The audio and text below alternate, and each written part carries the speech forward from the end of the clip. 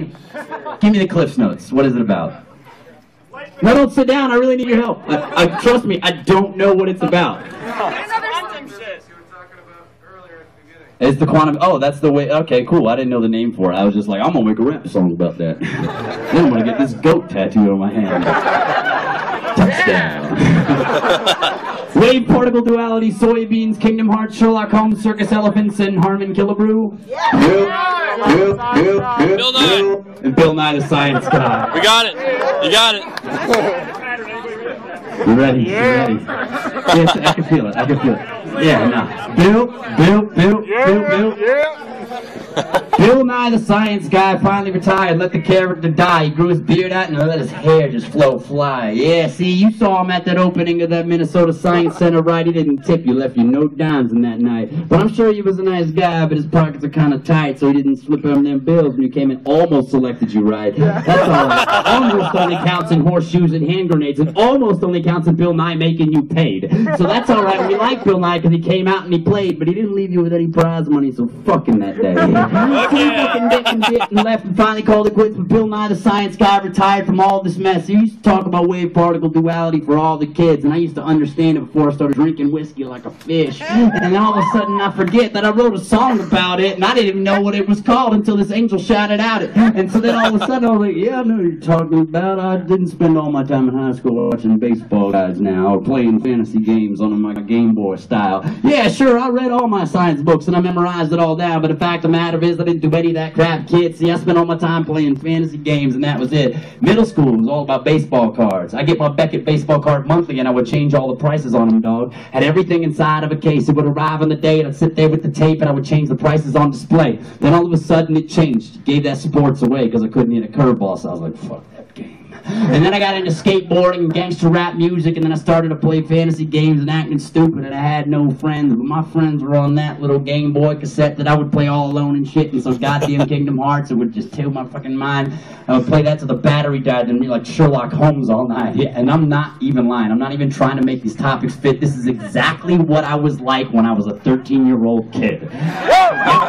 No friends. But that's okay. My friends, they did exist inside this virtual shit, and so I'd sit there and I'd play them on the video game for weeks and kids. If you understand what Kingdom Hearts is, it's probably one of the nerdiest video games ever to exist. Because it combines Final Fantasy games in the same place with the Disney universe. How dorky is that, babe? Yeah, so I can play Battle all damn day inside the castles in Disney World or in Orlando, babe. I grew up in Florida, America's dick-shaped state, and so I had this video game that was about that place.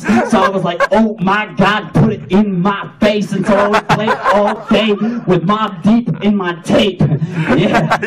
Honest to God, gangster rap aficionado, not even lie. I played video games all damn day and wouldn't even try to make friends because I had Wu-Tang Clan and Final Fantasy, and that's all that I want, right? And when I wanted to escape for a bit, I got Sherlock Holmes and I read all that, Hound of the Baskervilles and shit. And I finally called it quits from this until all of a sudden I found this other fantasy situation with mysteries that exist called the Mary Russell Mysteries, where this girl gets adopted quickly by Sherlock Holmes when she's only 15. This is true, honest to God, listening. This is one of the best book series I've ever read. It's historical fiction with Sherlock Holmes. Fucking put a bullet in my head. I want it. I have a stack of them above my bed. And it's about this little girl. I ain't afraid to admit this.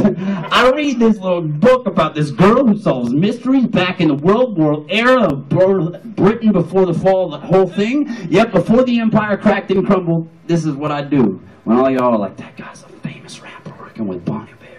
Like, that's sort of true.